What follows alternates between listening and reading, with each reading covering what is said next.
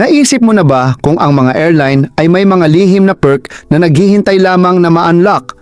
Mga hindi kilalang freebies o mga espesyal na paggamot na maaaring gawing tunay na kamangha-mangha ang iyong flight mula sa okay lang. Maniwala ka man o hindi, sa 2025, tahimik pa rin ang maraming airline na nag-aalok ng ilang hindi kapani-paniwalang mga benepisyo na hindi nahuhulog sa lahat ng kanilang website o mga kumpirmasyon sa booking. Ang mga perk na ito ay hindi lamang para sa mga elite frequent flyer o sa mga may mamahaling ticket. Kahit sinong nakakaalam ay maaaring makakuha ng mga ito ng may kaunting savvy. Kaya buckle up dahil ngayon, ibinubunyag ko 10 libreng airline perks. Ang mga airline ay hindi karaniwang nag-a-advertise, ngunit maaari kang ganap na makakuha sa iyong susunod na flight. Isa ka mang batikang manlalakbay o nagpaplano ng iyong unang malaking biyahe, ang mga sikretong tagaloob na ito ay tutulong sa iyong maglakbay ng mas matalino, mas komportable at kung minsan ay parang VIP nang hindi nagbabayad ng dagdag na halaga. Number 1. Ang nakatagong early boarding pass para sa mga magulang na may mga sanggol.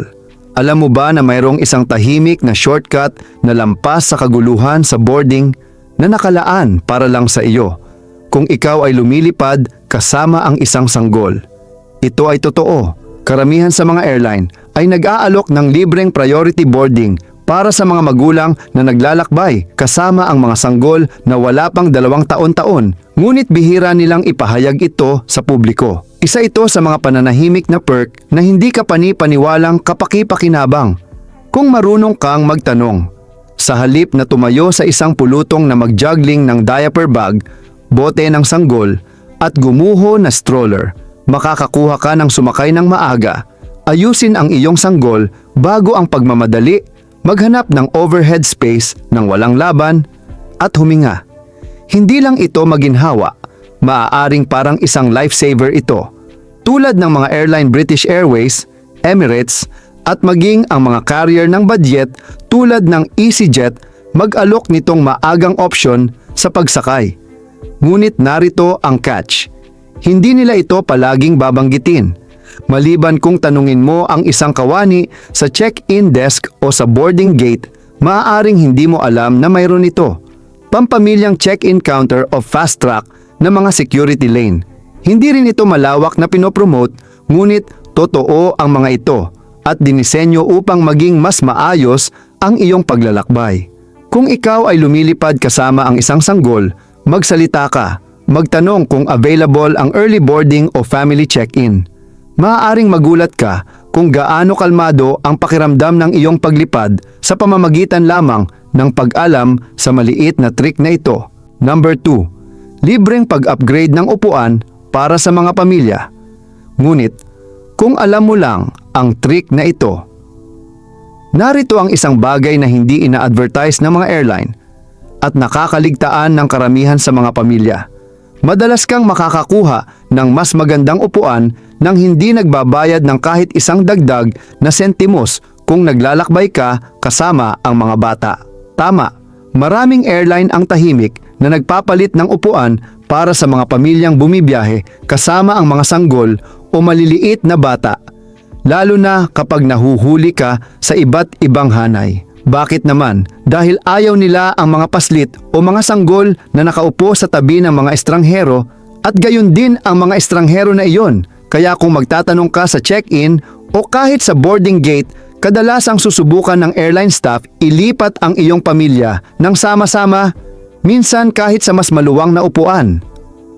Sa mas mahabang flight, gusto ng mga carrier Emirates, Qatar Airways o kahit na Lufthansa ay kilala sa i-upgrade ang mga pamilya sa premium na ekonomiya o mas mahusay.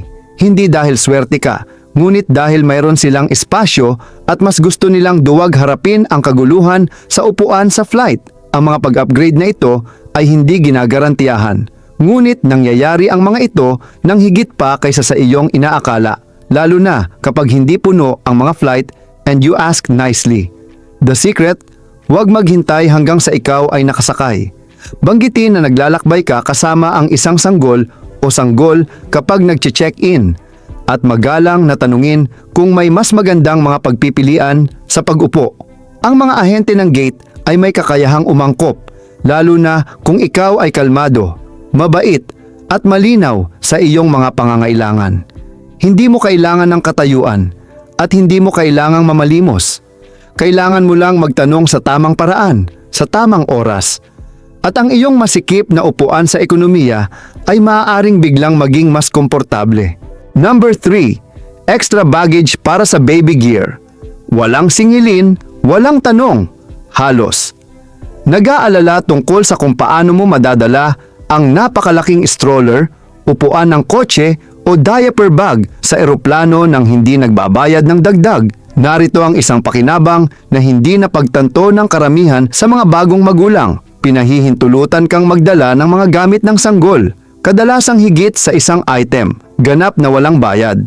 O kahit na ang mga airline na nag-nickel and dime sa iyo para sa mga carry-on ay kadalasang gumagawa ng exception para sa mga gamit ng sanggol, ang mga stroller, upuan ng kotse, at maging ang mga travel crib o diaper bag ay kadalasang hindi binibilang sa iyong allowance sa bagahe. Ibig sabihin, maaari mong suriin ang mga ito o sa maraming pagkakataon, gate check sila. Kaya naghihintay sila sa iyo sa sandaling bumaba ka sa eroplano. Gusto ng mga carrier Ryanair, Delta at Turkish Airlines, lahat ay may mapagbigay na mga patakaran sa bagahe ng sanggol. Ngunit muli, bihira nilang pag-usapan ito maliban kung titingnan mo. At ang bawat airline ay may bahagyang magkakaibang mga patakaran. Pinapayagan ng ilan 2 libreng gamit ng sanggol bawat bata. Ang iba ay isa lamang. At hinahayaan ka ng ilan na dalhin ang mga ito habang ang iba ay nangangailangan ng pag-check-in. Ngunit sa halos lahat ng kaso, ito ay libre. Gusto mo bang samantalahin ito? Ipaalam ka agad sa ahente ng check-in na ikaw ay naglalakbay kasama ang isang sanggol at may mga kagamitan para sa sanggol. At kung nag-gate check ka, bigyan ang iyong sarili ng ilang dagdag na minuto sa boarding. Itatag nila ang iyong gamit at tiyaking hiwalay itong hahawakan. Tip sa bonus, hinahayaan ka rin ng maraming airline na magdala ng mga breast pump at formula bilang medikal o mahahalagang bagay, hiwalay sa iyong carry-on na limitasyon. Kaya huwag stress ang tungkol sa pag-iimpake ng ilaw pagdating sa iyong sanggol. Nagbigay na ng puwang ang mga airline para sa iyo, hindi lang nila ito inilalagay sa isang billboard. Number 4. Libreng mga pagkain at merienda ng bata. Kung alam mo kung kailan. Magtatanong isipin na ang mga libreng pagkain sa flight ay isang bagay ng nakaraan, hindi ganap, lalo na kung ikaw ay lumilipad kasama ang mga bata. Habang ang mga airline ay nagbawas ng mga serbisyo sa pagkain para sa karamihan ng mga nasa hustong gulang, marami pa rin ang nag-aalok ng mga komplementaryong pagkain o merienda partikular para sa mga bata. Ang catch? Kailangan mong malaman upang hilingin ang mga ito at maaga. Halimbawa, Delta nagbibigay libreng pagkain ng mga bata sa mga domestic flight sa loob ng 90 minuto. Ngunit kung ikaw lamang mag-order nang hindi bababa sa 24 na oras ng maaga, tulad ng mga airlines Singapore Airlines, Emirates at Qatar Airways, nag-aalok din ng mga espesyal na inihandang pagkain para sa mga bata. Kung minsan ay may masayang packaging, makulay na kagamitan at pamilyar na mga pagpipilian sa pagkain na makakatulong na mapanatiling masaya ang mga batang manlalakbay. At hindi lang iyon, kung naglalakbay ka na may kasamang sanggol, mamimigay pa ang ilang airline libreng mga garapon ng pagkain ng sanggol, formula o pinainit na gatas habang nasa biyahe. Muli, kung hihilingin mo ito. Sa ilang mga kaso, ang mga tripulante ay maaaring gumawa ng paraan upang mag-alok dagdag na merienda o inumin para sa mga nakatatandang kapatid, lalo na kung napansin nilang naglalakbay ka bilang isang pamilya. Narito ang trick, huwag maghintay hanggang sa ikaw ay nakasakay. Humiling ng mga pagkain ng mga bata sa online na booking, pamahalaan ang iyong flight sa pamamagitan ng app o tumawag sa customer service nang hindi bababa sa isang araw ng maaga. At kapag may pag-aalinlangan, banggitin ito sa check-in counter o boarding gate para lang matiyak na ito ay nabanggit at maging tapat tayo Sa mahabang biyahe, ang isang bata na pinapakain ay isang mapayapang bata. Iyan ay isang perk na hindi mo maaaring lagyan ng presyo. Numero 5. Libreng Wi-Fi sa langit. Ngunit kung nasa club ka lang. Karamihan sa mga tao ay nag-aakala na ang Wi-Fi sa isang eroplano ay magastos sa kanila, lalo na kapag ang paywall na yon ay nag-pop up sa kalagitnaan ng paglipad na humihingi ng $10 o higit pa upang tingnan ang iyong email. Ngunit narito ang alam ng mga matatalinong manlalakbay. Ang ilang mga airline ay nag-aalok na ngayon ng ganap na libreng Wi-Fi kung bahagi ka ng kanilang loyalty program. Take Delta, halimbawa, noong 2025, inilunsad nila libreng Wi-Fi sa karamihan ng mga domestic flight para sa lahat mga miyembro ng Sky Miles. Ito ay hindi lamang isang limitadong text-only plan alinman. Maaari kang mag-browse, mag-stream, mag-scroll, at kahit natingnan ang social media sa cruising altitude nang hindi nagbabayad ng ₱1 o $1. Ang kailangan mo lang gawin ay mag-login gamit ang iyong Sky Miles account sa sandaling nakasakay. Hindi miyembro. Ang pag-sign up ay ganap na libre at tumatagal lamang ng 1 minuto. At hindi mo kailangang maging frequent flyer para makinabang. Ang perk na ito ay hindi lamang para sa mga first class na pasahero o platinum tier elite. Kahit na ito ang iyong unang pagkakataon na lumipad sa Delta, maaari mong samantalahin ang buong internet access sa pamamagitan lamang ng paggawa ng isang account bago ang iyong paglipad. Ang ibang mga airline ay hinahabol din. Ang ilan, tulad ng JetBlue, nag-aalok ng libreng Fly-Fi sa bawat upuan, walang kalakip na string. Timog kanluran kasama ang libreng pagmemensahe, iMessage, WhatsApp, at limitadong pag-browse para sa lahat ng mga pasahero. At nag-aalok na ngayon ang ilang international na airline ng libreng Wi-Fi sa ilang partikular na klase ng pamasahe o para sa mga miyembro ng sarili nilang mga reward program. Kaya bago ang iyong susunod na flight, tingnan ang patakaran sa Wi-Fi ng airline at mag-sign up para sa kanilang rewards plan. Maaari mong makita ang iyong sarili na nag-stream ng Netflix o nagpapadala ng mga email mula sa 35,000 talampakan habang ang iba ay nakatingin sa isang naglo-load na screen. Number 6. Libreng in-flight entertainment. Kung alam mo kung saan. Titingin ipinapalagay pa rin ng karamihan sa mga manlalakbay na kailangan nilang magbayad para sa isang pelikula o magdala ng sarili nilang mga download para sa flight. Ngunit narito ang sikreto. Maraming airline ang nag-aalok ngayon ng ganap na access sa mga pelikula, musika at live na TV. Ganap na libre. Kung alam mo kung paano ito i-unlock. Kunin Southwest Airlines, halimbawa. Nang hindi nagbabayad ng 1 sentimo, maaari kang mag-stream live na telebisyon, isang buong library ng mga pelikula na curate ng mga playlist ng musika, mga podcast, in-flight tracking, at kahit na magpadala ng mga mensahe sa pamamagitan ng iMessage o WhatsApp, lahat mula sa iyong sariling telepono, tablet o laptop. Hindi mo kailangang magbayad para sa premium na Wi-Fi o maging isang loyalty member. Kumonekta lang sa onboard na Wi-Fi at buksan ang entertainment portal sa iyong browser. Gusto ng ibang airline Delta, American Airlines, at nagkakaisa, nag-aalok din libreng access sa isang malawak na hanay ng nilalaman. Kabilang ang mga pelikula sa Hollywood, dokumentaryo, palabas na pambata, at higit pa. Ngunit narito ang bagay, hindi nila ito palaging ina-advertise ng malinaw. Kung pinalampas mo ang mga tagubilin sa screen sa likod ng upuan o hindi mo alam na i-download ang kanilang app ng maaga, maaari mong lumipad sa buong biyahe nang hindi namamalayan na mayroon kang personal na sinehan sa iyong mga kamay. Ang susi, i-download ang app ng airline bago ka sumakay. Maraming carrier ang nangangailangan ng kanilang opisyal na app para mag-stream ng content. Kapag nakakonekta ka na sa in-flight na Wi-Fi, walang kinakailangang pagbili. Magagawa mong mag-browse ng mga oras ng libreng entertainment. Walang buffering, walang credit card na kailangan. Kaya sa susunod na maghahanda ka na para sa pag-alis, laktawan ang mga pag-download at gawin ang isang simpleng bagay. Tingnan ang app ng iyong airline.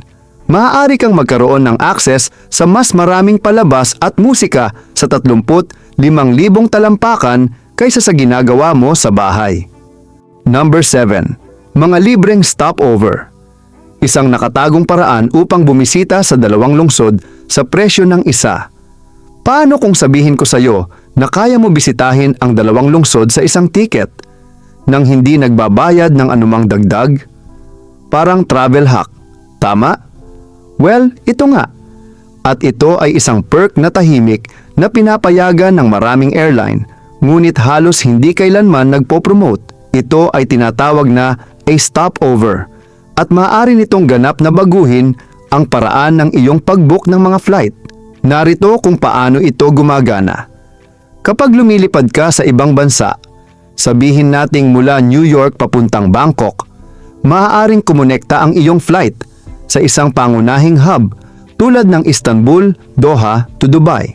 Sa halip na magmadali sa paliparan at umupo sa gate para sa susunod mong flight, hinahayaan ka ng ilang airline manatili ng 24 na oras o kahit ilang araw sa lungsod na iyon nang walang karagdagang bayad sa airfare. Ibig sabihin, maaari kang mag-explore dalawang destinasyon para sa presyo ng isang tiket, katulad ng mga airline Qatar Airways sa pamamagitan ng Doha, Turkish Airlines sa pamamagitan ng Istanbul, Icelandair sa pamamagitan ng Reykjavik, at Emirates via Dubai.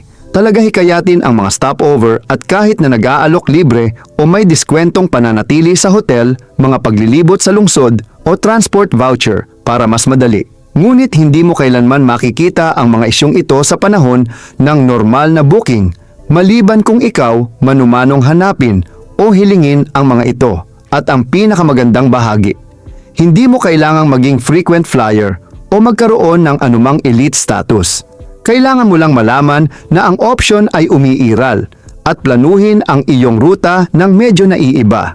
Kaya sa susunod na magpabook ka ng international na flight, huwag lang tanggapin ang pinakamaikling layover.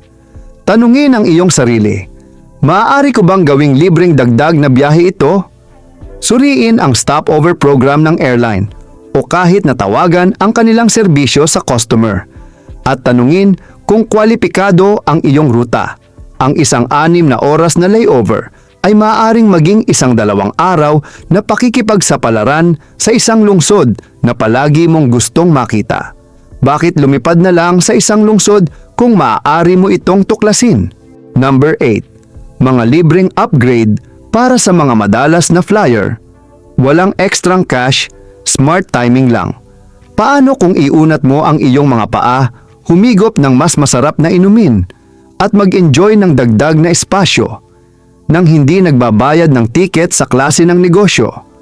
Masyadong maganda para maging totoo, tama ba? Ngunit narito ang isang lihim na batikang manlalakbay na alam na ang mga libreng upgrade ay tunay na totoo at mas karaniwan kaysa sa iyong iniisip. Ang mga airline ay nagbibigay ng gantimpala sa katapatan, ngunit hindi lamang para sa kanilang pinakapiling, platinum level na mga flyer. Kahit na entry level na mga miyembro ng frequent flyer minsan ay maaaring makakuha ng mga pag-upgrade kung oras nila ang mga bagay ng tama at nauunawaan kung paano gumagana ang system. Let's take Delta bilang halimbawa. Mga pasahero na bahagi ng kanilang Sky Miles program, lalo na mga miyembro ng medalyon, maaaring tumanggap komplementaryong upgrade mula sa main cabin hanggang aliw o kahit na unang klase, depende sa ruta at availability. At kung lumilipad ka sa isang transcontinental na ruta tulad ng New York papuntang LA, ang mga pasahero ng Comfort Plus ay tinatrato sa dagdag na legroom, maagang boarding at kahit na upgraded na balot o inumin. Ngunit narito ang bahaging nakakaligtaan ng karamihan. Madalas na automatikong nangyayari ang mga pag-upgrade na ito pagkatapos mag-book. Kung naka-enroll ka sa programa, minsan maaaring mangyari ang mga ito sa check-in o kahit sa mismong gate, lalo na kung may mga hindi na bentang premium na upuan at ikaw ay magalang, flexible at maayos na manamit. Gusto ng ibang airline Amerikano, nagkakaisa at Alaska Airlines. Mayroon din mga patakaran sa automatikong pag-upgrade na katali sa katayuan ng katapatan kahit na ang mga mas mababang antas. Ang ilang mga international na carrier ay nakakakuha ng mga manlalakbay na may magandang kasaysayan ng paglalakbay o mga flyer na direktang nagbubook sa pamamagitan ng airline sa halip na isang third party na site. Kaya ano ang paglipat? Sumali sa loyalty program ng airline. Kahit na minsan o 2 beses ka lang lumipad sa isang taon, laging ilagay ang iyong membership number habang nagbubook at kapag nag-check-in ka, tanungin kung mayroong anumang mga komplementaryong upgrade na magagamit. Wala kang gastos. At ang mga gantimpala ay maaaring parang daan-daang dolyar na halaga ng karangyaan. Minsan, ang kailangan lang para lumipad ng mas komportable ay ang pagiging tamang tao sa tamang sandali at alam kung kailan magtatanong. Number 9. Libreng pag-access sa lounge na may tamang credit card. Paggamot sa VIP nang wala ang presyo ng VIP. Isipin na ang mga airport lounge ay para lamang sa mga business traveler o mga first class na pasahero. Isipin mo ulit. May pintuan sa likod sa VIP lounge at maaaring nasa wallet mo na. Maraming manlalakbay ang naglalakad sa mga airport lounge na hindi alam na ang kanilang credit card ay nagbubukas ng libreng pag-access sa ilan sa mga pinakakomportableng espasyo sa terminal. Pinag-uusapan natin ang tungkol sa marangyang upuan, high-speed wifi, libreng pagkain at inumin. Oo, kahit na alak at cocktail, malinis na banyo, at mga tahimik na lugar kung saan maaari kang mag-relax bago sumakay. At ang pinakamagandang bahagi, hindi mo kailangan ng first class ticket para makapasok. Mga card tulad ng American Express Platinum, Chase Sapphire Reserve at Capital One Venture X, sumama lahat komplementaryong lounge access bilang bahagi ng kanilang mga perks, kabilang ang pagpasok sa mga eksklusibong lounge tulad ng ang Centurion Lounge, Priority Pass mga lounge sa buong mundo, Plaza Premium, at kahit ilang airline branded lounge. Sa maraming pagkakataon, ang kailangan mo lang gawin ay ipakita ang iyong card at boarding pass. Walang dagdag na gastos, walang espesyal na katayuan. Hinahayaan ka pa ng ilang card na magdala ng bisita ng libre. Ibig sabihin, maaari kang mag-enjoy sa buffet lunch, humigop ng espresso, at magcha-charge ng iyong telepono sa isang tahimik na sulok habang ang iba sa terminal ay nagsisiksikan sa mga plastik na upuan at sobrang mahal na kape. Narito ang trick, tiyaking naka-activate ang iyong card para sa access sa lodge. Ang ilan ay nangangailangan ng pagpaparehistro para sa priority pass at palaging suriin ang mga panuntunan sa lounge ng maaga. Ang ilang mga lounge ay may mga limitasyon batay sa mga oras ng paglipad o pagsisikip, kaya ang kaunting paghahanda ay nagpapatuloy. Kaya bago ka manirahan sa isang maingay na gate, tingnan ang fine print sa iyong mga benepisyo sa credit card. Maaaring pinalampas mo ang isa sa mga pinaka-underrated na luho sa paglalakbay nang hindi gumagastos ng dagdag na dolyar. Number 10. Mabayaran para isuko ang iyong upuan. Ang sikretong jackpot ng airline, isipin ito. Lalabas ka para sa iyong flight, handa nang sumakay, at biglang ibinalita ng isang ahente na ang flight ay overbooked. Humihingal ang karamihan, pero ikaw, ngumiti ka dahil alam mo ang isang sikreto. Maaaring ilang minuto ka lang mula sa pagbabayad ng libu-libong dolyar upang hindi lumipad. Oo, ito ay nangyayari ng mas madalas kaysa sa iyong inaakala. Ang mga airline ay regular na nag-overbook ng mga flight. Kung ipagpalagay na ang ilang mga pasahero ay hindi lalabas. Ngunit kapag ang lahat ay nagpakita, sila ay humihingi mga voluntaryong isinuko ang kanilang upuan at gagawin niya, bayaran kita gawin ito. Magkano? Sa ilang mga kaso, kahit saan mula 200 at 50 dolyar hanggang 1,000 dolyar sa mga voucher sa paglalakbay, libreng pagkain, pamamalagi sa hotel o kahit na cash. Ngunit narito kung saan ito nagiging ligaw. Gusto ng mga airline Delta ay nagulat na nag-aalok ng hanggang sa 10,000 dolyar para sa mga premium na ruta o buong flight sa mga peak season. Hindi iyon mito. Maraming manlalakbay ang nag-post ng mga resibo upang patunayan ito. Narito ang catch. Kailangan mong maging mabilis. Ang mga alok ay karaniwang nagsisimula sa mababa at umakyat hanggang may pumayag. Kung flexible ang iyong schedule, magboluntaryo ng maaga at makipag-ayos. Itanong kung cash o voucher ang kabayaran. Ang ilang mga airline ay mag-aalok pa ng isang kumpirmadong upuan sa susunod na paglipad, a-upgrade ng business class, o isang pamamalagi sa hotel kung ang susunod na flight ay hindi hanggang sa susunod na araw. Hindi mo kailangan ng elite status. Hindi mo kailangan ng magarang ticket. Kailangan mo lang maging handa baguhin ang mga plano at magsalita. Kaya sa susunod na marinig mo ang gintong pariralang iyon, naghahanap kami ng mga voluntaryo. Huwag iikot ang iyong mga mata. Sumulong, maglaro ng matalino at maaari kang lumayo ng may sapat na halaga upang bayaran ang iyong susunod na bakasyon. O dalawa. Nandito ka na, 10 libreng perk ng airline na nakatago sa simpleng paningin. Hindi ipagsisigawa ng mga airline ang tungkol sa kanila, ngunit ngayon ay alam mo na kung saan titingin at kung paano magtanong. Dahil kapag matalino kang naglalakbay, hindi ka lang mula AA hanggang B, mas mahusay kang lumipad.